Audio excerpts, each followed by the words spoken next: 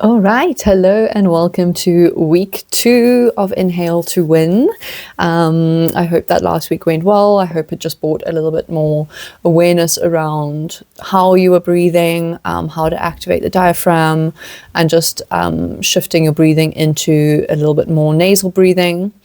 This week we're going to build on that foundation, and we're going to be focusing more on training your respiratory system like a muscle. Okay, so we will be learning how to increase our carbon dioxide tolerance and improve our oxygen efficiency, giving you more endurance, better focus, and smoother recovery between efforts. Okay, so why does carbon dioxide matter? So the surprising truth here that the urge for us to breathe is not caused by a lack of oxygen. It is actually triggered by increasing carbon dioxide levels in the body. And the more tolerant that you are to carbon dioxide, the better your body becomes at using the oxygen that you already have. So this is known as something called the Bohr effect, that higher CO2 levels help oxygen to detach from the blood and reach your muscles more efficiently. So in simple terms, higher carbon dioxide tolerance equals better oxygen delivery, which equals better performance, okay, which is obviously what we are all looking to achieve. So to get into a little bit more about training our carbon dioxide tolerance, we do this through gentle breath holds. So short pauses after we exhale to expose our body to higher levels of carbon dioxide. Okay, if you imagine this as just we're training our body to get used to those levels of carbon dioxide, if you think of it like lifting weights for your breathing system. So we're also going to layer this in with nasal breathing during workouts, and this is going to train our respiratory muscles, which will allow us to improve pacing and keep you out of stress mode for longer. Sorry, dogs barking. All right, the next thing that we're going to get into is some breath hold practices. So to do a breath hold, we are going to go through one now, very, very simple.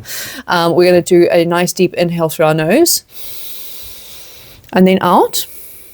So you can either pinch your nose or just hold on empty after you've exhaled. And we're going to hold here until you feel a moderate urge to breathe, okay? We don't want it to be, it doesn't want to be a struggle. Normally aiming for about 30 seconds here. So you're keeping and holding. And then when you feel ready, you're going to take a breath in and breathe normally, okay, for about 30 seconds. And then we're going to go into the next round. If you look in the PDF, there's going to be a bit more of a breakdown of how to go through this and do this on your own. So we'll start with kind of a ladder where we'll go for 10-second holds, 15, 20, and then build like that. Or else you don't need to time it. You can just go intuitively of how it feels with your body. Obviously staying connected into what your body is experiencing. We're looking to do between 4 and 8 rounds. This should not feel challenging, but you should still stay relaxed throughout it. And if you gasp afterwards, like, you've held it too long. So then start lighter, and remember that this is about adaptation, not about pushing. The next thing we're going to be focusing on this week is nasal breathing during training. And so we did touch on this briefly last week, but I want you to continue doing this. So, and tasting this a little bit more around your parameters. So, when you're training this week, I want you to use nasal breathing for as long as possible. So only breathing through the nose. So you might need to adjust your pace. So slow it down a bit when you're starting off, and that's fine because we are reprogramming our breathing system to work smarter and not harder. So specifically during warm-ups and cool downs, like steady state pace, things like runs, like easy runs, as much as possible, try and stick to nasal only breathing here. Obviously, this is going to reduce over breathing through the mouth. It's going to help us build our respiratory muscle endurance, and it's going to boost our aerobic capacity over time. All right. So this is where we're going to see the real changes starting to happen, is through these breath holds and through the nasal breathing in our training. Breath training becomes a part of performance training.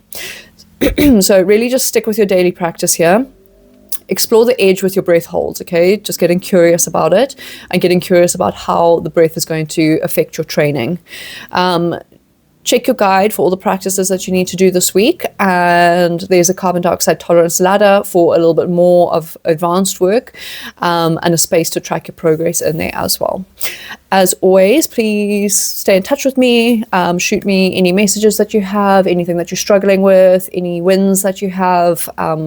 The more that we can communicate, obviously the more that I can adapt this program to benefit you the most, and specify it to your body and your specific needs. So let me know if you have any questions there. So download the week 2 guide. All the practices are broken down for you there, and let's get to work. Thanks.